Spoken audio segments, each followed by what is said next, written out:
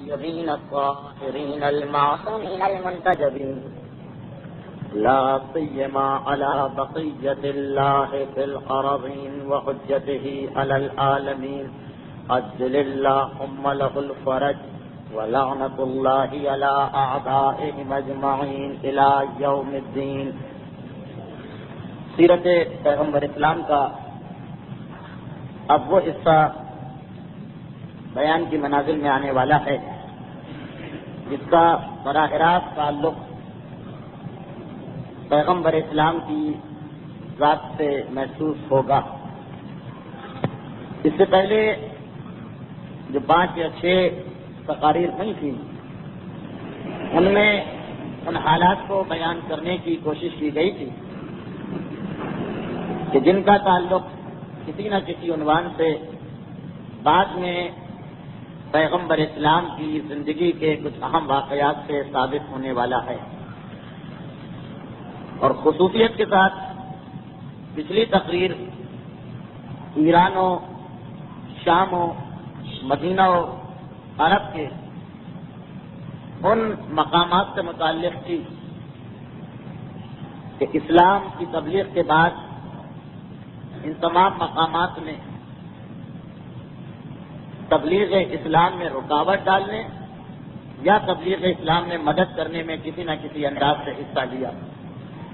لیکن اب فی الحال ہماری گفتگو صرف اور صرف ان تاریخی واقعات سے متعلق ہو رہی ہے کہ جو پیغمبر اسلام کی ولادت اور بچپنے کے زمانے سے متعلق ہیں۔ اس بات کو ایک مرتبہ پھر یاد دلا دیا جائے کہ تاریخ کی روایتیں معصوم کی احادیث کے برابر مستند نہیں ہوتی ہیں، اور تاریخ کی روایتیں بیان کرتے وقت یا سنتے وقت یہ خیال رکھنا بھی ضروری ہے کہ ہمارا جو عقیدہ اپنے مقام پر ہے وہ تاریخ کی ان روایت سے نہ ٹوٹتا ہے نہ مجروح ہوتا ہے۔ لیکن جو سب سے بڑی بدقسمتی دنیا کی ہر زبان کی ہے وہ یہ کہ زبانیں بنائی گئی ہیں غیر معصوم کے حالات و واقعات بیان کرنے کے لیے، چنانچہ دنیا کی کسی زبان کے پاس ایسے الفاظ نہیں ہیں کہ جن سے معصوم کے حالات کو بیان کیا جا سکے، اور یہی وہ مجبوری ہے، یہی وہ پریشانی ہے جس کی وجہ سے آپ دیکھیں گے کہ تاریخ لکھنے والا بھی یہ جاننے کے باوجود کہ جن الفاظ سے وہ معصوم کے واقعے کو بیان کر رہا ہے اس پر اگر اعتراض کیا جائے تو وہ اعتراض صحیح ہوگا، مگر پھر بھی انہی الفاظ کو استعمال کرتا ہے۔ مثلا اکثر مقامات پہ آپ کو یہی نظر آئے گا، چاہے وہ حدیث ہی کی کتاب کیوں نہ ہو، کہ دروازے پہ کوئی آیا تو معصوم نے پوچھا کہ کون آیا ہے۔ اب ہمارا جو عقیدہ ہے اپنے مقام پر جس میں ہم معصوم کے علم غیب کے قائل ہیں، اس اعتبار سے ان واقعات اور روایات کا بیان کرنا بھی مشکل ہو جاتا ہے۔ لیکن بدقسمتی یہی ہے کہ اردو زبان ہو یا فارسی ہو یا عربی، سب میں ایسے الفاظ موجود ہی نہیں کہ ہم معصوم کی ذات کے بارے میں اپنے عقیدے کو ذہن میں رکھتے ہوئے عام واقعات کو بیان کریں۔ تو پیغمبر اسلام کی ولادت اور ولادت کے بعد جو بچپنے کے حالات ہیں اس میں خصوصیت کے ساتھ اس قسم کے جملے آئیں گے کہ انہیں اگر سرسری توجہ کے ساتھ سنا جائے تو ایسا ہی محسوس ہوگا کہ بعض باتیں شان رسالت کے خلاف محسوس ہو رہی ہیں، بعض جملے، بعض الفاظ، مگر یہ ہماری اپنی زبان کی کمزوری، ورنہ ہمارا اپنا عقیدہ وہی کہ معصوم ولادت سے لے کر اس دنیا سے رخصت ہونے تک ہر گناہ صغیرہ اور کبیرہ سے معصوم ہوتا ہے، اور جو کہ بغیر علم کے کوئی معصوم ہو نہیں سکتا، اس اعتبار سے ولادت سے لے کر اس دنیا سے رخصت ہونے تک اس کے بعد تمام واقعات کائنات کا علم ہوتا ہے۔ یہ عقیدہ بنیادی طور پہ ذہن میں رکھیں، اس کے بعد اگر کسی قسم کا کوئی لفظ یا جملہ اس کے خلاف نظر آئے تو اسے زبان کی کمزوری سمجھا جائے۔ آج جو ہماری گفتگو ہوگی اس میں تاریخ کی کچھ مشکلات کو بھی بیان کرنا پڑے گا۔ عام طور پر تاریخی تقاریر سے لوگ گھبراتے ہیں کہ اس میں سن اور عمر وغیرہ کا تذکرہ بہت زیادہ ہوتا جسے یاد کرنا ہر ایک کے لیے مشکل ہے۔ اس سے پہلے کی تقاریر میں نے کوشش کی تھی کہ اس قسم کی مشکل چیزوں کو نظر انداز کیا جائے کیونکہ ان کا براہ راست رسول سے کوئی تعلق نہ تھا، لیکن آج اور 2-3 ہفتے جو اب تقاریر ہونے والی ان کے لیے ابتدا میں کچھ باتوں کا بیان کر دینا ضروری ہے۔ پہلی بات تو یہ واقعات بعد میں آئیں گے، صرف ان کا تاریخی پس منظر۔ پہلی بات تو یہ ہے کہ ہمارے تقریباً تمام علماء کا اس پر اتفاق ہے، بلکہ اجماع کی حد تک یہ بات پہنچی ہوئی ہے کہ پیغمبر اسلام کی ولادت 17 ربیع الاول کو ہوئی ہے۔ عامت المسلمین میں اختلاف ہے، بعض مورخین نے 12 ربیع الاول تحریر کیا ہے، بعض نے 9 ربیع الاول، بعض نے 10 ربیع الاول، بعض نے 1 ربیع الاول اور بعض نے 17 ربیع الاول۔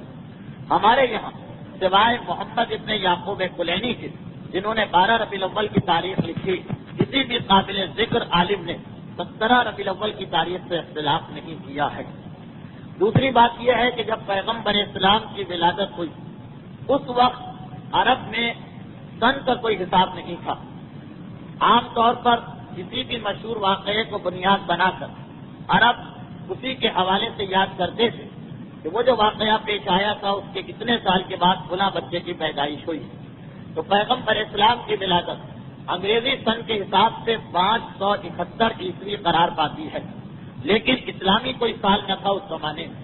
صرف 2 اور طریقوں سے پیغمبر اسلام کی ولادت کے سال کو بیان کیا جاتا ہے۔ پہلا یہ کہ وہ ایک عام الفیل ہے۔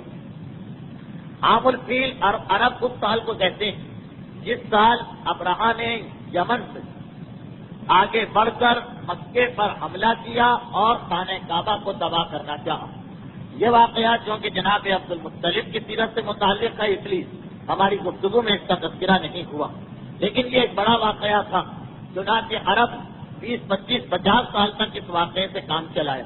جب کسی اہم چیز کو یاد کرنا ہوتا تھا تو وہ کہتے تھے کہ اس ہاتھی والے واقعے کے 10 سال بعد فلاں بچہ پیدا ہوا، اس ہاتھی والے واقعے کے 30 سال کے بعد فلاں آدمی کی شادی ہوئی، تو اس کا نام رکھا عام الفیل، یعنی ہاتھیوں والے کا سال۔ اور سن 1 عام الفیل میں رسول کی ولادت ہوئی، یعنی وہی سال جس سال ابرہا اپنا لشکر لے کے آیا تھا۔ اکثر علماء کا کہنا ہے کہ جس سال ابرہا نے حملہ کیا اس حملے کے 45 دن کے بعد رسول خدا کی ولادت ہوئی۔ بعض علماء نے 30 دن لکھا ہے اور بعض علماء نے لکھا ہے کہ اسی دن جس دن ابرہا کا لشکر ناکام ہوا اور وہ شکست کھا کے وہاں سے گیا، اسی دن مکے کی سرزمین میں پیغمبر اسلام کی ولادت ہو رہی تھی۔ مگر زیادہ تر علماء 45 دن کے قائل ہیں کہ ابرہا کے لشکر کے فنا ہونے کے 45 دن کے بعد، یعنی 1.25 مہینے کے بعد، 1.5 مہینے کے بعد پیغمبر اسلام کی ولادت ہوئی۔ اور تیسرا طریقہ جس سے پیغمبر اسلام کی ولادت کو عام طور پر پہچانوایا جاتا وہ ہے کہ سن 42 نوشیروانی۔ نوشیروان ایران کا ایک ایسا حاکم ہے کہ جو اگرچہ کافر تھا مگر پیغمبر اسلام نے خاص طور پر نام لے کر کہا کہ نوشیروان کافر ہے مگر پروردگار عالم کی بارگاہ میں پسندیدہ ہے، کیونکہ وہ عادل تھا اور عدل خود خدا کی اپنی صفت ہے۔ نوشیروان کو بادشاہ بنے ہوئے جب 42 سال گزرے تھے تب پیغمبر اسلام کی ولادت ہوئی۔ میں گفتگو کو اور زیادہ پیچیدہ نہیں کرنا چاہتا، یہ تو ولادت کا مسئلہ ہے۔ اب اس کے بعد 2-3 چھوٹی باتیں اور واضح ہو جائیں، پھر میں گزشتہ تقریر کے تسلسل میں اپنی بات کو آگے بڑھاؤں گا۔ پیغمبر اسلام کی ولادت کے بعد 5 سال تک پیغمبر اسلام کی والدہ جناب آمنہ حیات رہی۔ بعض علماء نے 6 سال لکھا ہے، 5 یا 6 سال تک۔ اس عرصے میں پیغمبر اسلام زیادہ تر مکے سے باہر رہے، جس کی وجوہات آج کی تقریر کے دوران آپ کے سامنے آ جائیں گی، لیکن 5 سال تک پیغمبر اسلام کے سر پہ بہرحال ماں کا سایہ تھا۔ پچھلی تقریر میں یہ بات واضح ہو چکی ہے کہ پیغمبر اسلام کے والد جناب عبداللہ کا انتقال رسول کی ولادت سے 6 مہینے پہلے ہو گیا تھا۔ تو پیغمبر اسلام جب پیدا ہوئے تو باپ کے سائے سے محروم تھے، 5 سال تک ماں کا سایہ رہا، اور اس کے بعد جناب آمنہ کا انتقال ہوا تو براہ راست اپنے دادا جناب عبد المطلب کی آغوش میں چلے گئے۔ 3 سال تک جناب عبد المطلب کے پاس رہے۔ 8 سال میں جب پیغمبر اسلام کی عمر 8 سال تھی تو جناب عبد المطلب کا انتقال ہوا۔ اس کے بعد حضرت ابو طالب کی کفالت میں گئے اور جوان ہونے تک حضرت ابو طالب کے ساتھ رہے۔ یہ بہت ہی مختصر پیغمبر اسلام کی سیرت کے ابتدائی دور کا خلاصہ کہ ولادت سے 6 مہینے پہلے والد کا انتقال، ولادت کے بعد 5 سال تک ماں کے ساتھ، 3 سال دادا کے ساتھ، اور اس کے بعد 8 سال کی عمر سے جوانی تک اپنے چچا کے ساتھ۔ بعض علماء نے لکھا کہ پیغمبر اسلام کی والدہ کا انتقال بھی پیغمبر اسلام کی ولادت کے فوراً 1 مہینے کے اندر ہو گیا تھا، مگر یہ زیادہ معتبر روایت نہیں۔ بس اس کو ذہن میں رکھیے، اور جہاں تک گفتگو پچھلی تقریر میں ہوئی تھی وہیں سے گفتگو کا سلسلہ آگے بڑھانا ہے۔ وہ سارے حالات پروردگار عالم کی مصلحت سے دنیا والوں کے سامنے آ چکے ہیں، جن کے بعد ایک طرف تو مکے کی سرزمین عرب کے لوگوں کو یہ احساس ہونے لگا ہے کہ عنقریب کوئی نہ کوئی خاص واقعہ پیش آنے والا ہے، دوسری جانب مدینے کے علاقے یہودیوں کی وجہ سے یہ خبر پہنچ چکی ہے کہ یہ زمانہ وہ زمانہ ہے کہ جب اللہ کا آخری رسول اس دنیا میں آئے گا۔ تو طے کاہن کے ذریعے شام کے علاقے میں یہ خبر پہنچ گئی۔ اس کے علاوہ شام کے علاقے میں یہودیوں کا وہ گروہ بھی تھا جن کے پاس حضرت یحییٰ کا وہ کرتا تھا جس میں خون کی آمد نے یہ بتا دیا کہ اب پیغمبر اسلام کی ولادت بہت قریب ہے۔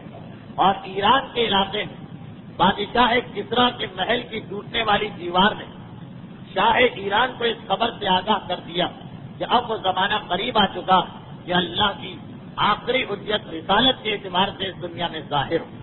اب تاریخ یہ بتا رہی کہ کسی کے ذہن میں یہ نہیں ہے کہ وہ کون سا مبارک دن ہوگا کہ جب یہ واقعہ پیش آئے گا، حتیٰ یہ کہ خاندان بنی ہاشم کو بھی خدا کے اس راز سے آگاہی نہیں۔ مکے کی سرزمین پر اس دور میں آخری دور میں جیسے جیسے رسول کی ولادت کا زمانہ قریب آتا جا رہا، مکے کی سرزمین کاہنوں کی آمد و رفت بڑھتی جا رہی، یہودی علماء مسلسل یہاں سے گزر رہے، عیسائی راہب مسلسل اس مقام کی تلاش میں آ رہے، اور غرض یہ کہ وہ تمام کے تمام افراد جن کے پاس کسی نہ کسی انداز سے غیب کی خبر تھی، انہیں یہ معلوم تھا کہ مکہ مرکز بننے والا جو کہ لامحدود عرصے کے لیے کوئی یہاں قیام نہیں کر سکتا تھا، اس لیے لوگ آتے تھے، 2-4 مہینے ٹھہرتے تھے اور پھر واپس چلے جاتے تھے۔ اور ادھر جناب آمنہ حاملہ اور حمل کو 9 مہینے مکمل ہو رہے، یہاں تک کہ شب جمعہ آتی 17 ربیع الاول کی بابرکت رات ہے، جمعے کی شب ایک مرتبہ اس کائنات میں اس ساری رات کو مسلسل ایک کے بعد دوسرا اس قسم کا عجیب و غریب واقعہ پیش آیا کہ جو لوگ اس رات کو جاگ رہے انہیں یقین ہو گیا کہ خدائی وعدہ پورا ہو گیا۔ خصوصیت کے ساتھ جتنے جھوٹے مذاہب تھے اس رات کو ان میں سے ہر ایک کو کوئی نہ کوئی نقصان برداشت کرنا پڑا۔ جناب یہ تاریخ بتا رہی کہ ایک جانب فارس جہاں پر پارسیوں کا وہ آتش کدا تھا جس میں 1000 سال سے آگ جل رہی اور یہ آگ بجھ نہیں سکی اور تمام پارسی اسی آگ کی پوجا کرتے۔ اگر آپ کے ذہن میں ہو تو 4 یا 5 سال پہلے حضرت سلمان فارسی کے حالات میں اس آتش کدے کا تذکرہ آ چکا، لیکن ایک یکایک اس عظیم رات کو، اس بابرکت رات کو فارس کے اس آتش کدے کی آگ بجھ گئی۔ کسریٰ کا محل ایک مرتبہ تاخ کسریٰ 2 حصوں میں تقسیم ہو گیا اور 14 کنگرے ٹوٹ کے زمین پہ گر پڑے۔ اس رات کو دریائے ساوا کے اندر ایک مرتبہ پانی جاری ہو گیا جبکہ یہ صدیوں سے خشک پڑا تھا، اور دریائے سماوا جس کے اندر ہمیشہ سے پانی جاری تھا ایک مرتبہ اس کا پانی خشک ہو گیا۔ تاریخ یہ بتا رہی کہ اسی رات کو جتنے بھی بتکدے تھے دنیا ان میں سے ہر بت اپنے مقام سے زمین پہ گر پڑا تھا۔ جتنے بھی بادشاہوں کے تخت تھے سارے کے سارے پائے ٹوٹ جانے کی وجہ سے زمین پہ آ کے گر گئے تھے۔ جتنے بھی ظاہر، جادوگر، کاہن یا منجم تھے ان کا علم جواب دے گیا تھا، حتیٰ یہ کہ زبان سے غیب کی خبریں بتانے والے اس ایک رات کے لیے گونگے ہو گئے تھے، اور خاص طور پر وہ کاہن جن کے ہمزاد آسمانوں سے ان کے لیے خبر لے کے آتے تھے، اس رات کے بعد ان کی اور ان کی ہمزاد کی ملاقات کا سلسلہ ختم ہو چکا تھا۔ مکے کی سرزمین سے ایک ایسا نور ظاہر ہوا جس کی چمک اتنی دور تک گئی کہ مکے کے لوگوں نے مکے میں بیٹھ کر شام کے محلات کا اپنی آنکھوں سے جائزہ لیا، اور ساری رات اس کثرت کے ساتھ ستارے ٹوٹ ٹوٹ کے گرنے لگے کہ لوگ پریشان ہو کر ایک دوسرے سے دریافت کر رہے تھے کہ آج کی رات کیا واقعہ پیش آیا ہے۔ مکے کی سرزمین پر جب وہ روشن نور ظاہر ہوا جس سے ایک مرتبہ مکہ شام کے علاقے سے متصل ہو گیا، مکے کے لوگ رہنے والوں کو شام کے واقعات نظر آنے لگے، تو ایک مرتبہ مکے کے لوگ گھروں سے باہر آئے اور آسمان کی جانب نگاہیں اٹھا کے دیکھی یہ نور کہاں سے آیا۔ نور تو غائب ہو چکا تھا مگر ٹوٹتے ہوئے ستارے نظر آ رہے تھے۔ تاریخ معصوم کی حدیث کی روشنی میں ہمیں یہ بتاتی کہ یہ ٹوٹتے ہوئے ستارے وہ ہتھیار تھے جن کی مدد سے شیطانوں کو اور ہمزادوں کو آج آسمان پر چڑھنے سے روکا جا رہا تھا۔ عمر ابن امیہ جو اپنے زمانے کا ایک مشہور کاہن اور عقلمند تھا، اس وقت مکے ہی کی سرزمین پہ تھا۔ لوگوں نے یہ منظر دیکھا، آ کے اس سے ایک مرتبہ فریاد کی کہ یہ کیا عجیب و غریب واقعہ، مسلسل ستارے ٹوٹ رہے ہیں، بتائیے تو صحیح کہ اس کا سبب کیا ہے۔ وہ جواب میں کہتا کہ وہ مشہور ستارے جن کی مدد سے لوگ راستہ معلوم کرتے ہیں، گرمی اور سردی کے حالات پتہ چلتے ہیں، بھٹکے ہوئے اپنی منزل تک پہنچتے ہیں، جا کر دیکھو اگر وہ ستارے یا ان میں سے کوئی ستارہ ٹوٹ کے گرا تو سمجھ لینا کہ آج اس کائنات کی آخری رات ہے، کیونکہ یہ قیامت کی نشانی، اور اگر وہ ستارے اپنی جگہ باقی اور دوسرے ستارے ٹوٹ رہے تو سمجھ لینا کہ آج اس دنیا میں کوئی نہ کوئی عجیب و غریب واقعہ پیش آیا۔ مکے کے لوگ باہر نکل کے پھر غور سے دیکھتے ہیں، دل کو اطمینان ہوا، وہ مشہور و معروف ستارے جن سے ہدایت حاصل کی جاتی وہ اپنی جگہ قائم، یہ اجنبی ستارے جو ٹوٹتے ہوئے نظر آ رہے ہیں، بس ایک مرتبہ اتنا یقین ہو گیا کہ آج کی رات کوئی نہ کوئی عجیب و غریب، کوئی نہ کوئی عظیم واقعہ پیش آ رہا۔ تاریخ یہ بھی بتا رہی کہ مسلسل آسمان سے ملائکہ کی ٹولیاں تسبیح اور تقدیس کے گیت گاتی ہوئی زمین کی جانب آ رہی تھی۔ آج کی رات ہر طرف، ہر شجر، ہر سبزہ کھلکھلا کے مسکرا رہا تھا، لیکن اکثر لوگوں کے پاس ان آیات خدا کو دیکھنے کا وقت بھی نہ تھا۔ لیکن ان تمام آیات خدا کو دیکھ کر ایک عام آدمی جب حیران ہو رہا تھا تو شیطان کو کیسے صبر و قرار آ سکتا تھا کہ کیا عجیب و غریب واقعات پیش آ رہے ہیں۔ گھبرا کے شیطان نے اپنی ذریت کو آواز دی، شیطان کی ذریت آ کے جمع ہو گئی اور اپنے آقا سے سوال کرنے لگی کہ ہمیں کیوں بلایا گیا۔ شیطان کہتا، وائے ہو تمہارے حال کے اوپر، کیا تم نے یہ منظر نہیں دیکھا کہ آج ساری رات اس قسم کے عجیب و غریب واقعات پیش آئے جو عیسیٰ کی ولادت کے بعد سے آج تک نہیں پیش آئے؟ ذرا جا کے معلوم تو کرو سبب کیا ہے، وجہ کیا ہے۔ ستاروں کا ٹوٹنا، بتوں کا گرنا، کاہنوں کی زبان کا چپ ہو جانا، خشک دریاؤں میں پانی جاری ہونا، بہتے ہوئے دریاؤں کا سوکھ جانا، آتش کدے کی آگ کا بجھ جانا، ان سارے واقعات کا مطلب کیا؟ جاؤ اور جا کے معلوم کر کے بتاؤ۔ شیطان کی یہ ذریت، شیطان کے یہ شاگرد، شیطان کے یہ ماننے والے ساری دنیا کا دورہ کرنے نکلے اور صبح کے قریب واپس آتے ہیں اور اپنے استاد کے سامنے اعتراف شکست کرتے ہیں کہ ہم نے ساری کوشش کر لی لیکن کچھ پتہ نہ چل سکا کہ سبب اور وجہ کیا۔ شیطان کہتا کہ اب مجھے خود میدان میں جانا پڑے گا، میرے علاوہ اور کوئی نہیں پہچان سکتا۔ چنانچہ شیطان باہر آیا اور اسے معلوم تھا کہ اس کے لیے آسان ترین راستہ یہ ہے کہ آسمانوں میں پہنچ جاؤ۔ 4 آسمانوں تک جانے کی اجازت تو ہے شیطان کو، آسمانوں میں جاؤ اور جا کے وہاں معلوم کرو کہ فرشتوں میں کیا بات چیت ہو رہی۔ مگر آج شیطان کے لیے بھی حیرت کا اور صدمے کا دن تھا۔ 4تھا آسمان تو بہت دور کی بات ہے، پہلے آسمان کے قریب پہنچا اور فرشتوں نے وہاں بھی آتشی ہتھیاروں سے اسے بھگا دیا، دفع کر دیا۔ حیران و پریشان، آج کون سا عجیب و غریب واقعہ پیش آ گیا کہ میرے لیے بھی ہمیشہ کھلا ہوا راستہ بند کر دیا گیا۔ اب ایک ہی طریقہ رہ گیا کہ میں خود ساری دنیا میں جا کے دیکھوں کہ کہاں کیا باتیں پیش آ رہی۔ چنانچہ شیطان آسمانوں سے مایوس ہونے کے بعد دنیا کی سیر کے لیے نکلا۔ سارے علاقے دیکھتے دیکھتے ایک مرتبہ حرم کی سرزمین میں داخل ہوا، مکے کے چاروں طرف کا وہ علاقہ جسے پروردگار عالم نے قیامت تک کے لیے احترام کی جگہ بنائی ہے، جہاں پہ کسی چوٹی کو بھی نہیں مارا جا سکتا، جہاں پہ گھاس کی پتی کو بھی نہیں اکھاڑا جا سکتا۔ ایک مرتبہ شیطان اس میں داخل ہوا مگر داخل نہیں ہو سکا۔ داخل ہونے کی کوشش کی مگر یہ دیکھ کے حیران ہو گیا کہ آج تو یہاں بھی فرشتوں کا پہرا لگا ہوا اور سارے فرشتے مجھے روکنے کے لیے اپنے ہاتھ میں آگ کے بنے ہوئے ہتھیار لیے ہوئے۔ گھبرا گیا، یہ منظر دیکھ کے پریشان ہو گیا۔ مکے کے عقبی جانب جہاں غار حرا جس میں پیغمبر اسلام پر پہلی وحی نازل ہوئی تھی، اس پہاڑی کی جانب گیا جبل نور جس کا نام ہے. وہاں جا کر اپنے آپ کو ایک چڑیا کے چھوٹے سے پرندے کے روپ میں بدلا اور چڑیا بن کے اڑتا ہوا حرم میں داخل ہونا چاہتا کہ ایک مرتبہ جبرائیل امین نے پہچان لیا کہ یہ شیطان ہے اور اب جبرائیل خود اس کا مقابلہ کرنے آ رہے ہیں. شیطان کو اس مکان سے بھگایا گیا. شیطان نے جبرائیل کو آواز دی کہ اے میرے بھائی جبرائیل، آدم کے سجدے کے واقعے سے پہلے آسمانوں پر جبرائیل اور شیطان ایک ہی مقام پہ رہا کرتے. اے میرے بھائی جبرائیل، یہ تو بتاؤ آج کون سا عجیب و غریب واقعہ پیش آ رہا کہ اس انداز سے مجھے عرب کی سرزمین میں چڑیا بن کے بھی داخل نہیں ہونے دیا جا رہا. جبرائیل نے کہا شیطان، آج سے آسمانوں پر تو تیرا داخلہ بند ہو گیا، عرب کی سرزمین میں بھی فی الحال تو داخل نہیں ہو سکتا، اس لیے کہ یہ انتہائی مقدس و مبارک رات ہے.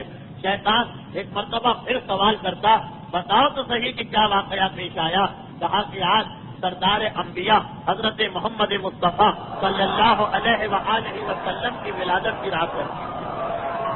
آج ولادت کی رات ہے، ولادت ہونے والی ہے، اس لیے تیرا داخلہ اس مقام پر ممنوع ہے. یہ بات ذہن میں رکھیے، میں اس کو دہرانا نہیں چاہتا تھا اس لیے کہ سوئے ادب کا مقام ہے، مگر اس منزل پر بات پہنچ رہی تو یہ اشارہ کر دیا جائے کہ اکثر روایتوں میں یہ آیا کہ ہمیشہ اس بات سے ڈرو کہ جس وقت تمہارا بیٹا اس دنیا میں آنے والا اس کے ابتدائی مرحلے سے لے کر پیدائش تک کہیں شیطان اس ولادت میں شریک نہ ہو جائے.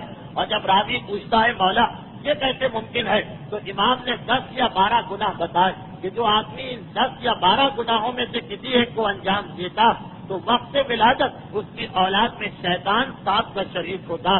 یہاں شیطان سے کہا جا رہا کہ آج اس افضل ترین ہستی کی ولادت ہو رہی کہ اس مکان میں تو بہت دور کی چیز ہے، تمہیں حرم کی سرزمین میں داخل ہونے کی اجازت نہیں ملے گی.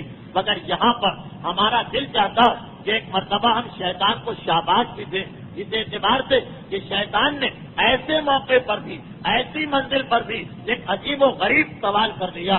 ذرا دیکھیے شیطان کا حوصلہ، شیطان کی ہمت، یہ کوئی معمولی بات نہیں ہے. شیطان رسول خدا کو اچھے طریقے سے جانتا ہے اور معرفت رکھتا ہے. آسمانوں پر جب شیطان رہتا تھا تو یہ منظر دیکھ چکا تھا کہ یہی نور رسول و آل رسول ہے کہ جس کے سامنے فرشتے اکثر سجدہ کیا کرتے ہیں. یہی وہ نور رسول و آل رسول ہے کہ جس کے واسطے سے فرشتے اکثر دعائیں مانگا کرتے ہیں. اسے معلوم تھا کہ یہ کتنا عظیم نور ہے، اسے یہ پتا تھا کہ رسول خدا معصوم ہے، اسے یہ معلوم تھا کہ رسول خدا کے بارے میں گناہ کا تصور ناممکن ہے. مگر شیطان کا حوصلہ دیکھیں، شیطان کی ہمت دیکھیں، شیطان کی جرأت دیکھیں. کہتا کیا ہے کہ اے جبرائیل ایک بات اور بتا دو کہ کیا اس پیدا ہونے والے میں میرا کوئی حصہ ہوگا یا نہیں ہوگا، میرا ان پر بس چلے گا یا نہیں چلے گا، میں کبھی ان کو بہکا سکوں گا یا نہیں بہکاؤں گا. شیطان کی ہمت دیکھیں، اسے معلوم ہے کہ میری ذمہ داری ہے لوگوں کو بہکانا، تو جن کے بارے میں اسے یقین ہے، پورا یقین ہے کہ انہیں بہکانا ناممکن ہے، ان کے لیے بھی وہ کوشش ضرور کرتا ہے، سوال ضرور کرتا ہے. جبرائیل نے کہا کہ شیطان یہ تو نے کیسی بات کہہ دی، بھلا یہ ممکن ہے کہ تیرا اس نور پہ کوئی بس چل سکے؟ تو اس کا اگلا سوال کیا تھا؟ اس کا اگلا سوال یہ تھا کہ اتنا اور بتا دے. اب یہ معلوم ہے شیطان کو کہ یہ نور رسول خدا کا نور ہے، جو شفیع المذنبین بھی ہیں، سارے گناہگاروں کی بخشش کرانے والے بھی ہیں. ان کی امت ایک مرتبہ ان کے دامن کو پکڑ لے گی تو اس کو جنت ہی میں جانا ہے. اب شیطان پریشان ہے، ایک طرف تو اس کی یہ فکر کہ میں اپنے فرض کو ادا کرنے کے لیے رسول خدا کے پاس بھی جاؤں گا چاہے یہ ناممکن ہی کیوں نہ ہو. دوسری جانب مومن کی کم ہمتی دیکھیں، مومن کی کمزوری دیکھیں، مومن کا ڈر دیکھیے. اس سے کہا جاتا ہے کہ دیکھو امر بالمعروف تم پر واجب ہے، نہی عن المنکر تم پر واجب ہے. بڑے سے بڑا آدمی، اکبر آدمی، 5,000 آدمی، وہ بھی اگر تو تمہیں اس کی غلطی پر اسے ٹوکنا ہے، سمجھانا ہے. طریقہ کار میں اختلاف ہو سکتا ہے کہ نرمی سے بات کی جائے، سختی سے بات کی جائے، لیکن اس میں تو کوئی اختلاف نہیں کہ نہیں انل منکر واجب ہے. مگر مومن ڈر جاتا ہے، بھلا میں کیسے اس کو روکوں اس گناہ سے؟ اگر میں اس سے کہہ دوں کہ تم جو تمہارے گھر میں عورتیں بے پردہ گھوم رہی ہیں یہ حرام ہے، یا جو تم داڑھی منڈوا رہے ہو یہ گناہ ہے، یا جو تم گانا سن رہے ہو یہ پہلے حرام ہے، وہ مجھ سے ناراض نہ ہو جائے، وہ مجھے نوکری سے نہ نکال دے، اس سے میرے تعلقات نہ بگڑ جائیں، وہ میرا رشتے دار ہے۔ اب پتا ہے کہ اس نے اپنے بیٹے یا بیٹی کی شادی 5 اسٹار ہوٹل میں کی ہے، جہاں پہ پردے کا سوال ہی نہیں رکھا ہوگا اس نے، مگر جو نہیں انل منکر کے اندر آپ دیکھیں کہ یہ شرط ہے کہ اگر تم کچھ نہ کر سکو تو کم سے کم اتنا کرنا ہے کہ اس تقریب میں شریک نہ ہو، مگر ڈر جاتا ہے، گھبرا جاتا ہے، پریشان ہو جاتا ہے، کسے دیکھ کر؟ ایک عام دنیاوی انسان کو دیکھ کر جو نہ رازق ہے، نہ خالق ہے، نہ مالک ہے۔ اور ادھر شیطان کی ہمت کو دیکھیے کہ پتا ہے کہ یہ سردار انبیاء ہے، پتا ہے کہ یہ سید المعصومین ہے، پتا ہے اسے کہ یہاں گناہ کا سوال ہی پیدا نہیں ہوتا، مگر جبرائیل سے سوال کر رہا کہ کیا مجھے کوئی چانس ہے، کیا میرے پاس کوئی موقع ہے کہ میں جا کر انہیں بہکاؤں معاذاللہ یا انہیں گمراہ کروں؟ وہ شیطان کی ہمت ہے، یہ مومن کی کمزوری ہے۔ کاش شیطان جیسی ہمت ہی مومن کے پاس پیدا ہو جاتی تو وہ اپنے پروردگار کو راضی اور خوش کر سکتا۔ اب شیطان کا اگلا سوال سنیے، شیطان کیا کہہ رہا؟ یہ شب ولادت کے حالات بیان ہو رہے، پیغمبر اسلام کی ولادت کا وقت قریب آ چکا، چند منٹ باقی ہوں گے۔ شیطان سوال کر رہا، جبرائیل ایک بات تو اور بتاؤ۔ شیطان کے ذہن میں وہی خیال کہ اگر یہ رسول آ گئے، یہ رحمت للعالمین ہے، یہ گناہگاروں کی بخشش کرانے والے ہیں، اس کے بعد میرا کام تو ختم ہو جائے گا، پھر میں کیا کروں گا؟ اگر کسی کو بہکاؤں گا بھی تو وہ میرے بہکاوے میں کیسے آئے گا؟ تو ایک مرتبہ ڈرتے ڈرتے سوال کرتا کہ اے میرے بھائی جبرائیل، ایک بات اور بتا دو کہ ان پر تو میرا قابو نہیں چلے گا، مگر کیا ان کا کلمہ پڑھنے والے، ان کی امت والے، وہ میرے بس میں آئیں گے یا نہیں آئیں گے؟ جبرائیل کا بھی جواب سنیں، جبرائیل بھی اتنے پتے کی بات مومن کو بتا رہا۔ جبرائیل کہتا ہے شیطان، رسول تو رسول، ان کا کوئی بھی کلمہ پڑھنے والا اس پر تمہارا بس نہیں چل سکتا، اس پر تمہاری طاقت نہیں چل سکتی جب تک کہ اس کے دل میں دنیا کی محبت داخل نہ ہو جائے۔ ہاں، جب دنیا کی محبت داخل ہو گئی تو رسول کا کلمہ پڑھنے والا ہی کیوں نہ ہو، سید المعصومین کو ماننے والا ہی کیوں نہ ہو، شفیع المذنبین کا ماننے والا ہی کیوں نہ ہو، اب شیطان کا قابو چل جائے گا، اب شیطان اس کو اپنا اسیر و غلام بنا لے گا۔ بظاہر آج کی رات کی مناسبت سے یہ وقت، اس چیز کا وقت تو نہیں آیا، مگر موضوع کا خیال کرتے ہوئے ایک جملہ اور سنا دوں آپ کو۔ یہ پیغمبر اسلام کی ولادت کی رات ہے، اب دیکھیے پیغمبر اسلام کی وفات کی رات، پیغمبر اسلام کی وفات کی رات 28 صفر کی شب کی وہ روایت جو آپ نے اکثر علماء سے سنی ہوگی۔ پیغمبر اسلام اپنے حجرے میں ہیں اور بہت ہی مخلص ماننے والے، آپ مسلمانوں کا تو انداز ہی اس رات کو کچھ اور تھا، مگر بہت ہی مخلص ماننے والے قریب بیٹھے ہیں، دیکھا کہ پیغمبر کے چہرے پر فکر کے آثار ہیں، سوال کیا اللہ کے رسول آپ اتنے فکر مند کیوں نظر آ رہے ہیں؟ پیغمبر نے کہا کہ مجھے ایک چیز کا اطمینان ہے، ایک چیز کا خوف ہے۔ ملا احمد نراقی نے معراج السعادہ میں اس روایت کو نقل کیا ہے، ایک چیز کا اطمینان ہے، ایک چیز کا خوف ہے۔ پیغمبر اسلام کی ولادت کی رات وہ روایت آپ نے جبرائیل کی زبانی سنی، وفات کی رات وہ تو انشاءاللہ بہت بات کا موضوع ہے، مگر مناسبت سے یہ جملہ سن لیجئے، ایک چیز کا مجھے اطمینان ہے، ایک چیز کا میرے دل میں ڈر ہے۔ اللہ کے رسول آپ کو کیا اطمینان ہے؟ کہا یہ اطمینان ہے کہ میری امت کے ساتھ وہ نہیں ہوگا جو ہر نبی کی امت کے ساتھ ہوا، مجھے وہ ڈر نہیں ہے جو ہر نبی کو ہوتا تھا۔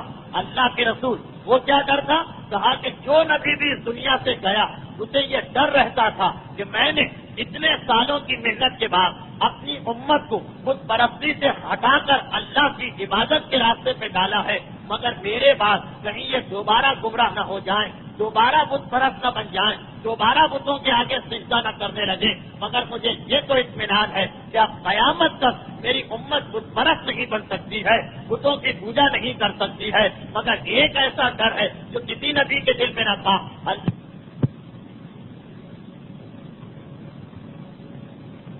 کبھی نہیں بنے گی مگر دنیا پرست نہ بن جائے، بتوں کی پوجا تو کہیں کبھی نہیں کرے گی، مگر یہ خوف ہے کہ کہیں یہ دنیا کی پوجا نہ کرنے لگے، دنیا کے آگے اپنا سر نہ جھکانے لگے۔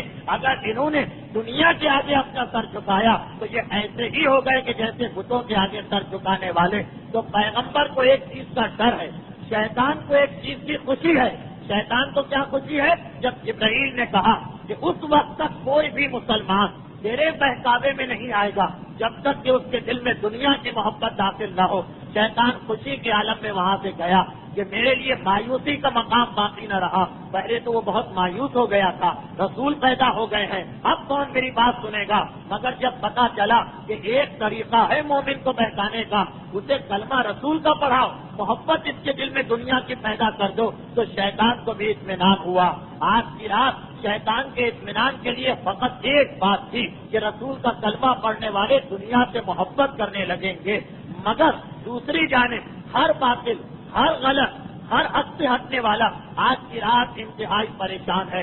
یہ کیسے واقعات پیش آ رہے ہیں؟ یہ تو ایسا لگ رہا ہے کہ دنیا سے ہر باطل مذہب کو مٹنا ہی مٹنا ہے، اور تاریخ وہاں جناب آمینہ کی زبانی ایک واقعہ نقل کر رہی ہے۔ روایت بہت تفصیلی روایت ہے، مگر میں وقت کو دیکھتے ہوئے اسے مختصر کرنا چاہتا ہوں۔ جناب آمینہ کہہ رہی ہے کہ اگرچہ میں حاملہ تھی اور اسی حمل کے عالم میں میرے اوپر ایک کے بعد دوسرا صدمہ نازل ہوتا گیا۔ جناب عبداللہ کی عین حالت شباب اور عین حالت جوانی میں وفات، اتنا بڑا دکھ اور صدمہ تھا جناب آمینہ کے لیے۔ اس کے بعد مسلسل کاہنوں کے حملے، اس کے بعد مسلسل دشمنوں کا پیچھا لگنا، اس کے بعد جناب آمینہ کا ایک طریقے سے قید میں چلے جانا کہ گھر سے نکلنے کی اجازت بھی اب نہیں ملتی، فقط دشمنوں کے ڈر کی وجہ سے۔ لیکن جناب آمینہ کہہ رہی کہ سارے صدمے اپنے مقام پر، لیکن جو حمل میرے شکم میں تھا اس کی وجہ سے نہ کبھی مجھے کوئی گرانی ہوئی، نہ کوئی تکلیف ہوئی، نہ ایسا احساس ہوا جیسا عرب کی عورتیں عام طور پر بیان کیا کرتی تھی پہلے بچے کی ولادت کے وقت۔ یہاں تک کہ ایک رات آئی اور وہ رات ایسی رات تھی کہ میں بیٹھی تھی اور میرے ساتھ فاطمہ بنت اسد بیٹھی تھی۔ جناب فاطمہ بنت اسد کی ذمہ داری اس زمانے میں یہی ہو کے رہ گئی تھی کہ وہ ہر وقت جناب آمینہ کے ساتھ ساتھ رہیں۔ ابھی دونوں کو بیٹھے ہوئے تھوڑی دیر گزری ہوگی کہ ایک مرتبہ ایسا لگا کہ جیسے خود بخود اس کمرے کی روشنی بڑھنے لگی ہے، نور میں اضافہ ہونے لگا ہے، اور ایسا لگا کہ یہ کمرہ آنکھوں سے پوشیدہ ہوتا چلا جا رہا۔ تاریخوں میں دو روایتیں، مسلسل روایتیں بیان کرنا مناسب نہیں، اس لیے اس میں سے ایک ہی روایت کا انتخاب کیا جاتا۔ جناب فاطمہ بنت اسد یہ منظر دیکھ کے گھبرا گئی، ایک مرتبہ اس مقام سے کھڑی ہوئی تاکہ مردوں کو جا کے بتایا جائے۔ ہر ایک کے ذہن میں یہ خیال ہے کہ ایسا تو نہیں کہ دشمنوں نے پھر کسی قسم کا کوئی حربہ استعمال کیا۔ یہ بھی ذہن میں رکھیے کہ ولادت رسول کے زمانے میں جادو انتہائی عروج پر تھا، جادوگر اپنی پوری طاقت کا مظاہرہ کرتے تھے۔ چنانچہ فاطمہ بنت اسد گھبرا کے کھڑی یہ اچانک روشنی بڑھنے کیسے لگی، اور ایسی روشنی کہ جس سے آنکھیں دیکھنے کے قابل نہ رہی، اپنے مقام سے کھڑی ہوئی اور سہارے سے دروازے سے باہر نکلی۔ دروازے سے باہر جاتے ہی سب سے پہلے جناب ابو طالب کو آواز دی۔ حضرت ابو طالب جن کی ذمہ داری گھر کا باہر سے پہرا دینا، فاطمہ بنت اسد کی آواز سن کے آتے ہیں۔ گھبرایا ہوا دیکھا اپنی بیوی کو، سوال کیا کیا بات ہے؟ جناب فاطمہ بنت اسد نے سارا واقعہ بتایا۔ حضرت ابو طالب نے بڑا عجیب جواب دیا۔ حضرت ابو طالب کا جواب ایسا جواب تھا کہ جس کی وجہ سے جناب فاطمہ بنت اسد کے دل کو ایک عجیب سا اطمینان اور خوشی ہوئی۔ جناب ابو طالب مسکرا کے کہتے ہیں کہ اے فاطمہ بنت اسد، گھبرانے کی بات نہیں ہے، 30 سال کے بعد ایسا ہی ایک نور تم اپنے چاروں طرف محسوس کرو گی، ایسے ہی واقعات تمہارے ساتھ پیش آئیں گے، اور اس وقت تم ایک نور سا محسوس کر رہی ہو کہ جس کے اس دنیا میں آنے کی خبر ہے 30 سال کے بعد اسی کا وسیع آئے گا اور تمہارے بطن سے آئے گا۔ اطمینان کے ساتھ جا کے آمینہ کے پاس بیٹھو۔ شوہر کی یہ تسلی، شوہر کا یقین کے ساتھ یہ جملہ ادا کرنا، یہ ایک الہامی پیشین گوئی جناب فاطمہ بنت اسد بڑے اطمینان کے ساتھ واپس آ رہی۔ وہاں جناب آمینہ یہ نقل کر رہی کہ جیسے ہی فاطمہ بنت اسد باہر گئی، میں نے دیکھا کہ سفید رنگ کا ایک پرندہ آسمان میں نمودار ہوا۔ اب یہ ساری باتیں ایسی کہ اگر ان کو ہم بات اور واقعات سے ملائیں تو بہت سے عجیب و غریب راز حل ہوتے چلے جاتے ہیں۔ جناب آمینہ کہتی کہ میں نے دیکھا کہ ادھر فاطمہ بنت اسد دروازے سے نکلی، ادھر ایک سفید پرندہ نظر آنے لگا۔ عجیب بات یہ ہے، مکان کی چھت تھی مگر چھت غائب ہو چکی ہے، اور اب میں اپنے بستر پر لیٹے لیٹے گویا آسمانوں تک کا مشاہدہ کر رہی ہوں، 7ویں آسمان تک میری نگاہ پہنچ رہی ہے۔ وہ ایسا نور ہے کہ اس نے میرے آس پاس کی ہر چیز کو پوشیدہ کر دیا۔ چھت نظر نہیں آ رہی، دیواریں نظر نہیں آ رہی، کھڑکیاں دروازے نظر نہیں آ رہے، مگر 7ویں آسمان تک میری نگاہیں پہنچ رہی۔ اب یہاں پر معصوم کا ایک جملہ، معصوم کا جملہ یہ ہے کہ فقط تو اس دنیا میں آنے والے 2 بچے ایسے ہیں کہ جن کی ولادت میں مدد کے لیے جنت کی حوروں کو بھیجا گیا، اور وہ ہیں حضرت عیسیٰ اور ہمارے جد. اور فقط 2 بچے ایسے ہیں کہ جن کے اوپر مسلسل فرشتوں کو موکل کیا گیا، اور 2 عورتیں ایسی ہیں کہ وقت ولادت جس وقت ان کے یہاں بچے کی ولادت ہو رہی تھی تو آسمان کے سارے پردے ان کے لیے ہٹا دیے گئے. فقط 2 عورتیں ہیں، ایک عیسیٰ کی ماں مریم اور ایک پیغمبر اسلام کی والدہ جناب آمنہ. آپ میں سے جن کو حج اور زیارت پر جانے کا موقع ملا ہو تو اور جناب آمنہ کی زیارت آپ نے پڑھی ہو تو اس میں خاص کے جملہ آتا ہے کہ آپ پر میرا سلام، جن کے لیے آسمانوں کے پردے لٹکائے گئے. وہ یہی واقعہ کہ ایک مرتبہ نور کے ایسے پردے لٹکائے گئے کہ باقی ساری دنیا چھپ گئی اور گویا 7ویں آسمان تک جناب آمنہ کی نگاہ جا رہی ہے. جناب آمنہ کہتی کہ اس وقت میں نے یہ منظر دیکھا کہ گویا ایک سفید پرندہ آیا، اور اس سفید پرندے نے آنے کے بعد اپنے جسم کو میری پیشانی سے مس کیا، ادھر اس کا جسم میری پیشانی سے مس ہوا، اور ادھر یہ سارا جو نور تھا ایک مرتبہ سمٹ کر ایک مرتبہ واپس آہستہ آہستہ مختصر ہو کر میری پیشانی کے اندر جمع ہو گیا. آسمانوں کا نظارہ کر لیا جناب آمنہ نے، اور دوبارہ اپنا کمرہ نظر آنے لگا، اور ایک مرتبہ فاطمہ بنت اسد واپس تشریف لا چکی. اس موقع پر مجھے صرف اتنا یاد دلانا کہ اگر 15 شعبان کی رات کی روایت آپ نے جو مسلسل سنی ہوگی ذہن میں ہے تو یاد ہوگا آپ کو کہ بالکل یہی جملے جناب نرگس خاتون کی زبان سے ادا ہو رہے تھے. یہ آخری رسول کے آنے کی خبر ہے، وہ آخری امام کے آنے کی خبر ہے. باقی ائمہ کے اندر بھی اس تفصیل کے ساتھ واقعات ہمارے سامنے نہیں آتے. جناب نرگس خاتون کی روایت بھی یہی کہ حکیمہ خاتون برابر میں بیٹھی اور ایسا نور پھیلا کہ ایک مرتبہ دونوں نرگس خاتون اور حکیمہ خاتون ایک دوسرے کے لیے غائب ہو گئی، اور جیسے ہی ولادت ہوئی آسمان پر سفید پرندوں کی آمد و رفت شروع ہو گئی. اور اس وقت کہا بھی تھا 11ویں امام نے یہ روح القدس ہے کہ جو نبی اور امام کی حفاظت کرتا.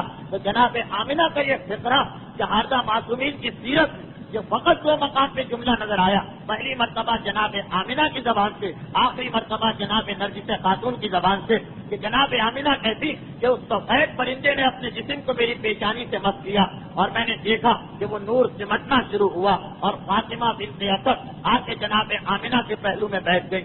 دوسری روایت یہ ہے کہ حضرت ابو طالب نے وہاں بھی جناب فاطمہ بنت اسد کو روک لیا تھا. اب جناب آمنہ کہتی کہ یکایک میری نگاہ پڑی اور میں نے دیکھا کہ 4 عورتیں، ائمہ معصومین کی ولادت میں بھی ہم کو یہ نظر آتا، شہزادی کی ولادت میں بھی یہ نظر آتا، مگر ان ولادتوں میں آنے والی عورتیں اور ہوتی، اور یہ جو عورتیں آ رہی ہیں یہ اور ایک مرتبہ 4 عورتیں جو درخت کی مانند بلند قامت سے میرے کمرے میں داخل ہوئی، جن کے ہاتھ میں شیشے کے بنے ہوئے گلاس اور شیشے کی سوراخیاں تھی. آنے کے بعد انہوں نے مجھے سلام کیا اور کہا کہ ہم جنت کی حوریں ہیں، حکم پروردگار سے آپ کے پاس آئے ہیں. باقی ائمہ کے یہاں آنے والی عورتیں وہ ماقبل کے انبیاء سے تعلق رکھنے والی عظیم خواتین تھی. کبھی جناب سارہ آتی تھی، کبھی جناب آسیہ آتی تھی، مگر یہاں حوران بہشت آ رہی، اور آنے کے بعد جناب آمنہ سے درخواست کی جا رہی، گزارش کی جا رہی کہ یہ بہشت کی شراب، یہ بہشت کا شربت، یہ جنت کا شربت ہم آپ کے لیے لائیں، ایک مرتبہ اسے نوش فرمائیے. جناب آمنہ ان واقعات کو دیکھ کر اس انداز سے متاثر کہ جیسے ہی وہ شربت پیش کیا گیا ویسے ہی یہ شربت جناب آمنہ نے پیا.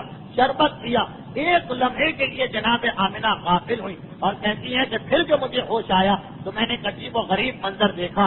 میں نے یہ منظر دیکھا کہ میرے بالکل قریب میرا بچہ اس حالت میں زمین پہ سجدہ کر رہا کہ اس کا الٹا ہاتھ زمین پہ رکھا ہوا اور سیدھا ہاتھ آسمان کی جانب بلند ہے. اس کی پیشانی خانہ خدا کی جانب ہے، اور جیسے ہی سجدہ کر کے اس نے پیشانی کو بلند کیا ایک ایسا نور اس پیشانی سے ظاہر ہوا کہ میں نے اور میری بہن فاطمہ بنت اسد نے اسی نور کی روشنی میں ایک جانب یمن کے سرخ محل دیکھے، دوسری جانب بصرہ اور شام کے علاقے کو دیکھا، اور تیسری جانب ایران کے محلات ہماری نگاہوں کے سامنے آ گئے.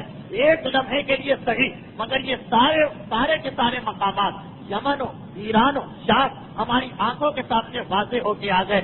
یہ کس وقت واضح ہوئے؟ جس وقت بچے نے اپنی پیشانی کو ایک سجدے سے اوپر اٹھایا. جناب آمنہ کی حیرت یہ ہے کہ میں ماں ہوں، میرے یہاں بچے کی ولادت ہوئی ہے، اور مجھے پتا ہی نہیں چلا کہ یہ بچہ کس وقت اس دنیا میں ظاہر ہوا۔ اب یہی وہ لمحہ، یہی وہ گھڑی، یہی وہ سیکنڈ کہ جب سارا مکہ اس نور سے جگمگا اٹھا، یہی وہ وقت ہے کہ جب شام میں سدے کاہن اپنے مقام پر کھڑا اور اس کے سامنے یہ منظر آیا، جیسا کہ میں نے اس سے پہلے بتایا کہ سدے کی 2 روایتیں۔ بہرحال اب جناب آمنہ کہتی کہ اس کے بعد مسلسل کچھ عجیب و غریب واقعات پیش آنے لگے، مسلسل میرے کان میں لوگوں کے سلام کی آواز آنے لگی، اور میں نے گھبرا سے اس لیے کہ اس وقت بتانے والی فقط وہی 4 عورتیں، سوال کیا کہ یہ کون سلام کر رہا؟ سلام بھی کیا جا رہا، السلام علیکہ یا احمد، السلام علیکہ یا محمد، السلام علیکہ یا صاحب السر، مسلسل سلام کی آوازیں آ رہی۔ میں نے گھبرا کر سوال کیا کہ یہ کون سلام کر رہا؟ تو کہا کہ یہ فرشتوں کی ٹولیاں ہیں جو ایک کے بعد دوسری ٹولی آتی ہے، سلام کر کے دوبارہ آسمانوں کی جانب بلند ہو جاتی ہے۔ یہ مسلسل ایک گردش ہو رہی ہے ملائکہ کے حلقے کے اندر۔ تھوڑی دیر گزری کہ ایک مرتبہ وہ 4 عورتیں کہتی ہیں کہ اب ہم جا رہے ہیں اور اس امانت کو جبرائیل اور میکائیل کے سپرد کر کے جا رہے ہیں۔ جناب آمنہ کہتی ہیں کہ میں نے دیکھا کہ ان 4 میں سے ایک نے اس بچے کو اپنی آغوش میں لیا اور پھر آنے والے ایک نوجوان کی گود میں ڈال دیا۔ مجھے بتایا گیا کہ یہ حضرت جبرائیل ہے، ان کے ساتھ حضرت میکائیل تھے، اور دونوں کے ہاتھ میں جنت کے پانی سے بھرے ہوئے لوٹے تھے۔ انہوں نے ایک مرتبہ اس پانی کو لے کے بچے پہ ڈالنا شروع کیا، مگر ایک جملہ کہہ کر کہ اے آمنہ، یہ بچہ اس پانی کا محتاج نہیں ہے، پاک اور پاکیزہ ہے، اسے غسل کی ضرورت نہیں ہے، مگر ہم نور و صفا میں زیادتی کے لیے اس پانی سے غسل دے رہے ہیں۔ جناب آمنہ کہتی ہے کہ میں نے منظر دیکھا، بچہ ختنہ شدہ ہے، ناف کٹی ہوئی ہے، پاک و پاکیزہ ہے، اور یہ جملہ کہہ کے اسے جنت کے پانی سے غسل دیا جا رہا۔ جبرائیل و میکائیل ابھی نہلا کے فارغ ہوئے تھے کہ یکایک آسمان سے ایک سفید رنگ کا بادل آیا اور اس نے اس بچے کو چھپا لیا۔ جناب آمنہ کی حیرت بڑھتی جا رہی، اس بچے کو پوشیدہ کر لیا، اور میرے کان میں آواز آئی کہ جیسے کسی نے بآواز بلند کہا کہ اس کو لے جاؤ اور دنیا کے سارے پہاڑ اور جنگل اور دریا دکھاؤ اور ان سب کو اس کی پہچان کرواؤ، اور ہر ایک سے کہو کہ یہ تمہارا آقا اور سردار ہے، تمہیں اس کی اطاعت کرنا ہے۔ ایک لمحے وہ سفید بادل بچے کو پوشیدہ کرتا، اور تھوڑی دیر کے بعد بادل ہٹا۔ میں نے دیکھا کہ بچہ اسی انداز سے ایک گہوارے پر لیٹا ہوا نظر آیا، کہ گہوارہ بھی پتہ نہیں کہاں سے آ گیا، سب کپڑے کا بنا ہوا گہوارہ، بچہ لیٹا ہے، مگر اس وقت اس کے ہاتھ میں موتیوں کی بنی ہوئی 3 کنجیاں، موتیوں کی بنی ہوئی 3 چابیاں، اور کسی نے بآواز بلند کہا جس میں سے ایک چابی فتح و نصرت کی ہے، جب اس کے ہاتھ میں ہمیشہ فتح و نصرت ہے، شکست نہیں ہے۔ دوسری چابی دنیا کی منفعت کی ہے کہ دنیا میں جتنا نفع ہے اب اس کے ہاتھ میں آ گیا، جو اس کے راستے پر چلے گا وہ نفع حاصل کرے گا، جو اس سے منہ موڑے گا وہ نقصان اٹھائے گا۔ اور تیسری چابی نبوت کی چابی ہے، بس اب نبوت کے قفل کو اس نے تالا لگا دیا، اس کے بعد اور کوئی نبی آنے والا نہیں ہے۔ یہ 3 چابیاں میں نے دیکھی، یکایک میں نے دیکھا کہ ایک دوسرا سفید بادل اتر کے نیچے آیا اور اس نے پھر اس بچے کو پوشیدہ کر لیا، اور پھر میرے کان میں آواز آئی کہ جیسے کوئی کہہ رہا ہے کہ سردار انبیاء کو لے جاؤ اور دنیا میں جتنے جانور ہیں، جتنے پرندے ہیں، جتنے درندے ہیں، جتنے اولیاء ہیں، جتنے نیک جن ہیں، ان سب کے پاس لے جا کر انہیں پہچنواؤ اور ان سے کہو کہ یہ تمہارے آقا اور سردار ہیں، تمہیں ان کی اطاعت کرنا ہے۔ اور تھوڑی دیر گزری، میں نے دیکھا کہ وہ بادل بھی ہٹ گیا اور میرا بچہ اسی انداز سے اس مقام پر لیٹا، مگر اب اس کے سرہانے 3 آدمی اور کھڑے، اس کے سرہانے 3 آدمی اور کھڑے، اور یہ 3 آدمی جو اس کے سرہانے کھڑے، میں نے دیکھا کہ ان میں سے ایک کے ہاتھ میں شیشے کی بنی ہوئی ایک سراہی ہے اور دوسرے کے ہاتھ میں موتیوں کا بنا ہوا ایک کشت ہے، لیکن یہ کشت گول نہیں بلکہ چوکور کشت ہے، اور تیسرے کے ہاتھ میں ایک سفید رومال ہے۔ ان 3 آدمیوں کے ہاتھ میں 3 چیزیں۔ اسی وقت میری نگاہ اپنے بچے کی جانب گئی تو میں نے دیکھا کہ میرے بچے کے بھی دوسرے ہاتھ میں ایک سفید رومال ہے، پہلے ہاتھ میں وہ 3 چابیاں ہیں، دوسرے ہاتھ میں ایک سفید رومال آ گیا، اور کوئی کہہ رہا یہ سفید رومال دنیا جو آج سے اس کے قبضے میں ہے، اب جسے چاہے یہ دنیا دیں، جسے چاہے دنیا سے محروم کریں۔ پھر میں نے دیکھا کہ وہ 3 آدمی آگے بڑھے، آگے بڑھنے کے بعد وہ جو موتیوں کا بنا ہوا کشت تھا اسے آگے کیا، اور آگے کرنے کے بعد اس بچے کے سامنے پیش کیا اور کہا کہ اس میں سے جس حصے کو چاہو تم پکڑ سکتے ہو۔ بچے نے ہاتھ بڑھا کر تٹ کے بالکل بیچ میں ہاتھ ڈالا جو بچے کے فطرت کے خلاف ہے، اس لیے کہ چاروں کونے چمکدار موتی لگے ہیں اور بیچ کا حصہ بالکل خالی ہے، مگر بچے نے بیچ کے حصے میں ہاتھ ڈالا اور پکارنے والے نے پکارا کہ اس نے دنیا میں سے خانہ کعبہ کا انتخاب کر دیا ہے۔ پھر میں نے دیکھا کہ اسی طرح میں بچے کو بٹھایا گیا اور پہلے آدمی نے اس پانی سے بچے کو ایک مرتبہ اور نہلایا۔ جبرائیل پہلے کہہ کے جا چکے کہ اس بچے کو غسل کی ضرورت نہیں ہے، یہ فرشتوں کا جذبہ، وہ چاہتے ہیں کہ ہم بھی اس سعادت میں زیادہ سے زیادہ حصہ لیں۔ ایک مرتبہ نہلانے کے بعد میں نے دیکھا کہ تیسرے آدمی نے سفید رومال کو کھولا، اس کے اندر سے ایک انگوٹھی نکلی، اس انگوٹھی کو لے کر اس بچے کے دونوں شانوں کے بیچ میں رکھ کے دبایا اور اب جو انگوٹھی کو ہٹایا تو مہر نبوت وہاں پر سب ہو چکی تھی۔ اس وقت پکارنے والے نے پکارا، یہ رضوان جنت ہے جو اس وقت اس رسول کو غسل دینے کے لیے یہاں آیا تھا، اور یکایک میں نے دیکھا کہ وہ تینوں اس مکان سے غائب ہو گئے۔ جناب آمنہ روایت کا سلسلہ آگے بڑھ رہا ہے، بہت سارے اور واقعات انہوں نے بیان کیے، لیکن وقت کی کمی کی وجہ سے میں اس تفصیل کو ویسے بھی نظر انداز کر رہا ہوں۔ خود خالی ولادت کے حالات جو جناب آمنہ نے اپنی آنکھوں سے بیان کیے، یہ کم سے کم 3 تقاریر کا وقت جاتے ہیں، جس کی فی الحال گنجائش نہیں ہے اس سلسلے میں۔ جناب آمنہ کہتی یہ سارے واقعات پیش آ رہے ہیں، اور ادھر اس مکان کے باہر مکے کی سرزمین کے اندر وہاں بھی کچھ عجیب و غریب واقعات پیش آئے۔ صبح کا وقت ہے، مکے کے سارے کافر آرام کر رہے ہیں اور حکم پروردگار سے جنت سے 4 جھنڈے بھیجے گئے اس دنیا کے لیے۔ پہلا جھنڈا کوہ قاف پہ لگایا گیا، دوسرا جھنڈا کوہ ابو قبیس پہ لگایا گیا، تیسرا جھنڈا خانہ کعبہ کی چھت پہ لگایا گیا، اور چوتھا جھنڈا بیت المقدس کے اوپر لگایا گیا۔ جبرائیل اسی وقت اپنے ہاتھ میں ایک زنجیر لے کے آئے، ایک شمعدان لے کے آئے، ایک جھالر لے کے آئے، جنت سے اس کو لے کے آئے ہیں اور کعبے کے دروازے پہ لا کے اس کو لٹکایا جا رہا ہے، اور پروردگار عالم کی جانب سے یاقوت سرخ کا بنا ہوا ایک خیمہ جنت سے بھجوایا گیا جناب عبد المطلب کی خدمت میں۔ تو آج کی رات مکے کی سجاوٹ ہو رہی ہے، مکے کو سجایا جا رہا ہے، ایک علم کوہ ابو قبیس پر لہرا رہا ہے، ایک علم خانہ کعبہ کی چھت پہ لہرا رہا ہے۔ صبح کے وقت مکے والے اٹھتے ہیں تو یہ منظر دیکھ کے حیران ہو جاتے ہیں کہ رات کو آسمانوں سے ہم نے مسلسل عجیب و غریب واقعات کا مشاہدہ کیا تھا، مگر اب تو ہمارے شہر میں یہ زنجیر کہاں سے آئی، اتنا خوبصورت یہ جھالر کہاں سے آیا، کعبے کے دروازے پہ لٹکنے والا یہ جھنڈے، اتنے خوبصورت جھنڈے یہ کون لگا کے گیا؟ اور جب حضرت عبد المطلب کے مکان کے صحن میں یاقوت سرخ کا خیمہ دیکھا تو تاریخوں میں لکھا ہے یہ خیمہ دیکھتے ہی اکثر سرداران مکہ کے دل میں حسد کی آگ بھڑک اٹھی کہ عبد المطلب کو جو چیز ہے وہ انہی کو مل رہی ہے، جو نعمت ہے انہی کے گھر میں آ رہی ہے، جو انعام ہے یہی اس کے حقدار بن رہے ہیں۔ وہ دشمنی کا سلسلہ جو چاہے زمزم کا کنواں کھودتے ہوئے شروع ہوا تھا، وہ سلسلہ دشمنی اور آگے بڑھ گیا۔ غرض یہ کہ رات جب اختتام کو پہنچی، صبح سویرے ولادت رسول تو ہوئی، مگر جب مکے میں سورج چمکا تو سارا مکہ ایک مرتبہ جگمگا رہا تھا، عجیب و غریب قسم کی آرائش ہو رہی تھی، اور جناب عبد المطلب اپنے مکان میں انتظار کر رہے ہیں کہ میری بہو آمنہ کی جانب سے مجھے کیا پیغام ملتا ہے۔ جناب عبد المطلب انتظار کر رہے ہیں، اور وہاں خانہ خدا کے قریب ایک یہودی عالم بے چینی اور بے قراری کے ساتھ ٹہل رہا ہے اور بار بار ایک ایک سے سوال کر رہا۔ سارا مکہ اس وقت خانہ خدا کے قریب آ چکا، زندگی کو دیکھنے کے لیے، جھنڈوں کو دیکھنے کے لیے، اور خانہ کعبہ سے عبد المطلب کے مکان کا صحن نظر آتا ہے، یاقوت سرخ کو خیمے کو دیکھنے کے لیے ایک یہودی عالم بڑی بے قراری کے ساتھ ٹہل رہا ہے۔ یہ ان علماء میں سے ایک تھا جو وقتاً فوقتاً مکے میں آتے تھے، دورہ کر کے چلے جاتے تھے، مگر یہ رک گیا تھا، بار بار ایک ایک نشانے کو جھنجھوڑتا ہے۔ کیا تمہارے گھر میں تو کل کسی بچے کی ولادت نہیں ہوئی؟ کیا تمہارے گھر میں تو کسی کے یہاں کوئی بچہ پیدا نہیں ہوا؟ اور لوگ اسے پاگل سمجھ رہے ہیں۔ اس سوال کا مقصد کیا ہے؟ کہا کہ میرا علم گواہی دے رہا ہے، یہ ساری چیزیں گواہی دے رہی ہیں کہ کل کوئی بچہ اس دنیا میں اسی مقام پر اسی مکے میں پیدا ہوا ہے، اور اگر کل کوئی بچہ اس مکے میں پیدا ہوا ہے تو بس بنی اسرائیل سے پیغمبری ختم ہو گئی ہے، یہودیوں کے لیے ہمیشہ ہمیشہ کی ذلت ان کا مقدر بن گئی ہے.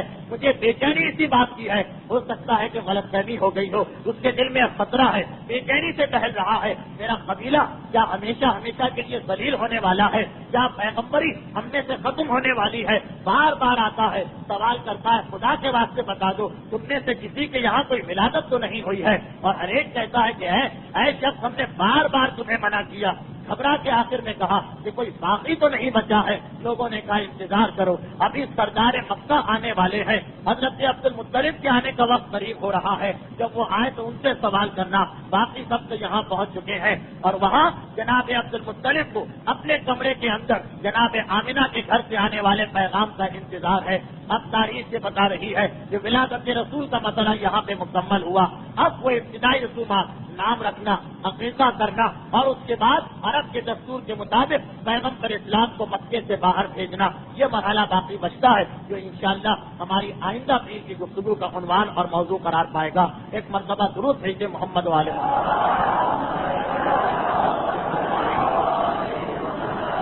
پیغمبر اسلام اس دنیا میں آئے کیوں؟ فقط اور فقط پیغام خدا پہنچانے کے لیے. نہ حکومت قائم کرنا تھی نہ بادشاہت. وہ تو پروردگار عالم کا عطیہ ہے اور مولا کائنات کے جملے.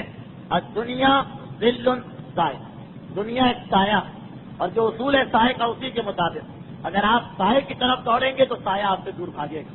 سایہ سے پیٹ پھرا کے آپ جائیں گے تو سایہ خود بخود پیچھے چلتا آئے گا. تو جو دنیا کے پیچھے دوڑا اسے کچھ نہ ملا, دنیا بھی چلی گئی. اور جس نے دنیا سے منہ موڑا دنیا خود اس کے قدموں کو چومتی ہوئی اس کے پیچھے آتی. تو پیغمبر اسلام دنیا کو حاصل کرنے نہیں آئے, بلکہ انہیں تو ڈر یہی ہے, خوف یہی ہے کہ میرا کلمہ پڑھنے والے کہیں دنیا کی محبت ان کے دلوں میں پیدا نہ ہو جائے. وہ پیغام حق لے کے آئیں, اور جب تک کہ اس پیغام خدا کو نہ سمجھا جائے یہ ساری تقاریر, یہ سارے اجتماعات, یہ سارا آ کر بیٹھنا پیغمبر اسلام کے پیغام کو تباہ کرنے کے مترادف ہوگا.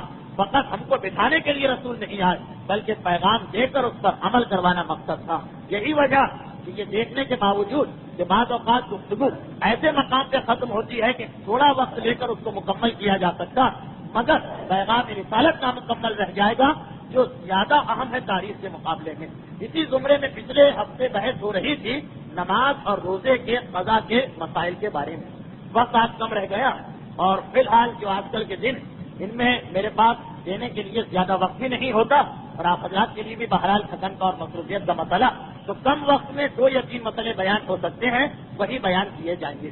نماز اور روزے کے قضا کا مسئلہ بیان ہو رہا تھا اور ایک بنیادی بات تو بتا دی گئی تھی کہ نماز اور روزے کا مسئلہ یہ کہ شریعت میں کوئی ایسا طریقہ نہیں کہ جس میں انسان مختصر سا عمل کر کے اپنی نمازیں اور روزے معاف کرا دیں.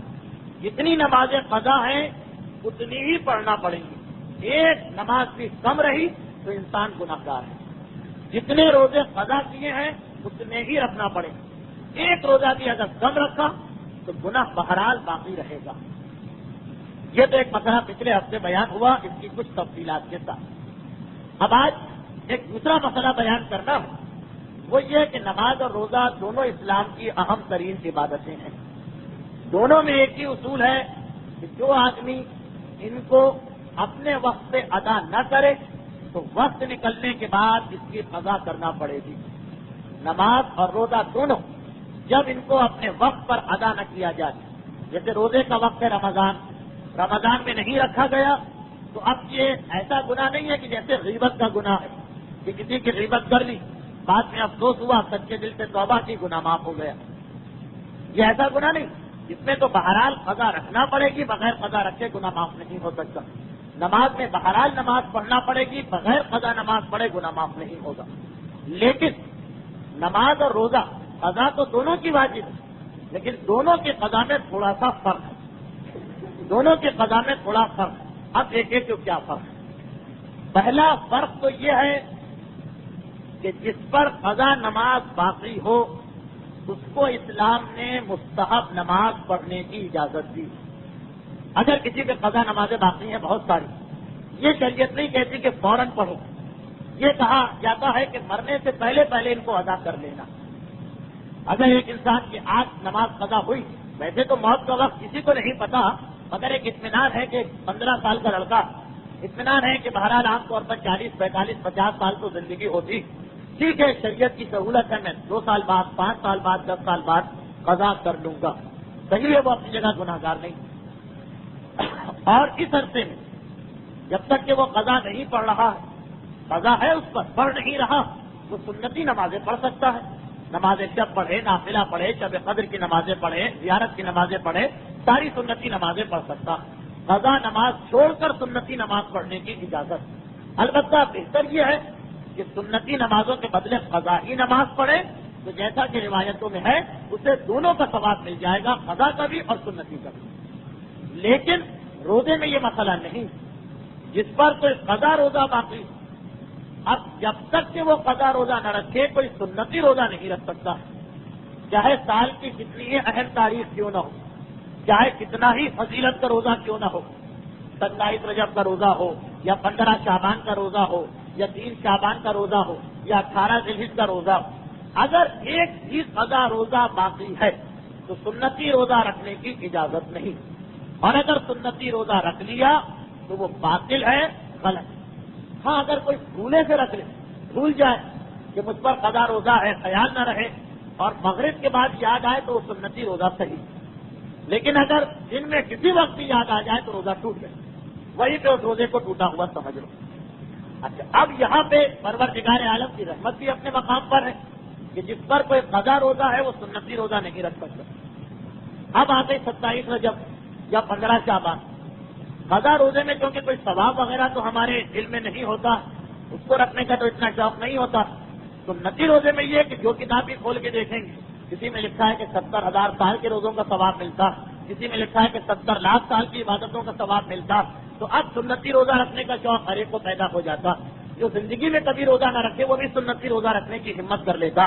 یہ روایتیں پڑھ کر، جبکہ اصول اپنی جگہ ہے کہ سنتی عبادت جتنا ہی زیادہ ثواب ہو اس کا ثواب کبھی واجب کے برابر نہیں ہو سکتا. یعنی 18 ذوالحجہ 27 رجب ہو 15 شعبان وغیرہ جتنے روزے ہیں سب کا ثواب ملائیے تو رمضان کے ایک روزے کا ثواب اس سے زیادہ ہوگا. یہ شریعت کا اصول ہے کہ واجب کا ثواب بہرحال سنت سے زیادہ ہوتا ہے. لیکن کیونکہ واجب کا ثواب اتنا بتایا نہیں جاتا، واجبات کی گفتگو کرنے کے لیے تو ہم جیسے لوگ ہوتے ہیں جو عذاب بتاتے ہیں، ثواب کی تو جھلک بھی نہیں دکھاتے. اور سنتی روزوں کا تذکرہ تو ہر آدمی کرتا رہتا جس میں ثواب اور فضیلت نظر آتی، تو انسان کے دل میں سنتی روزے رکھنے کا شوق زیادہ پیدا ہو جاتا ہے، ایک لالچ آتی. اب اگر اس کو یہ بتا دیا جائے کہ تم سنتی روزہ نہیں رکھ سکتے تو وہ کبھی یہ نہیں کرتا کہ اس کے بدلے قضا روزہ رکھ لے، کہ قضا روزہ رکھ کے مجھے کیا ملے گا. اگر اتنا ہی شوق ہوتا رکھنے کا تو رمضان میں نہ رکھتا، اس میں چھوڑا ہی کیوں میں نے. تو مسئلہ یہاں پہ یہ نہیں، مسئلہ یہ ہے کہ اگر کوئی ایسے دن قضا روزہ رکھے جس دن کا کوئی سنتی روزہ اسلام نے بتایا تو یہاں پہ اس کو ڈبل ثواب ملے گا. جو قضا روزہ جو ہے اس کا تو پورا ثواب ملے گا، اور جو سنتی روزے کا ثواب اس کو بتایا گیا وہ سارا ثواب بھی اس قضا روزے کے ساتھ اس کو ملے گا. پروردگار عالم کیا کنجوسی نہیں، کسی قسم کی کمی نہیں. اس بندے سے تو وہ زیادہ خوش ہوگا کہ جو اتنا خیال کر رہا ہے کہ اس دن اپنا قضا روزہ رکھ رہا. اب فقہ کے مسئلے چل رہے ہیں، اس لیے فقہ کا ایک نقطہ بتا دیا جائے کہ یہ بات تو اپنی جگہ بتا دی گئی کہ جس پر قضا نماز ہو اسے یہ اجازت ہے کہ اپنی قضا نماز چھوڑ کر سنتی نمازیں پڑھ سکتا. یہ خیال کر کہ قضا میں بعد میں پڑھ لوں گا، ساری زندگی پڑھی. مگر جس پر قضا روزہ ہو اسے یہ اختیار نہیں کہ اگر اس پر قضا روزہ ہے یہ سوچ کر کے بعد میں رکھ لوں گا ابھی سنتی رکھ لوں، نہیں، اسے سنتی روزہ رکھنے کا حق نہیں ہے، قضا ہی روزہ رکھو. اور جیسا میں نے بتایا قضا روزہ رکھ لے گا تو ثواب ملے گا، مگر ایک چیز کا خیال رکھنا پڑے گا. وہ کیا چیز ہے؟ وہ یہ ہے کہ سنتی روزے کا ایک مسئلہ اور ہے. وہ مسئلہ یہ ہے کہ سنتی روزہ جب کوئی آدمی رکھے اور درمیان میں کوئی بھی مومن آ کر دعوت دے دے، دعوت سے مقصد یہ کہ کھانے پینے کی کوئی چیز پیش کر دے، سگریٹ پیجیے، چائے پیجیے، کھانا کھائیے، تو وہاں پر یہ حکم ہے کہ سنتی روزہ توڑ لینا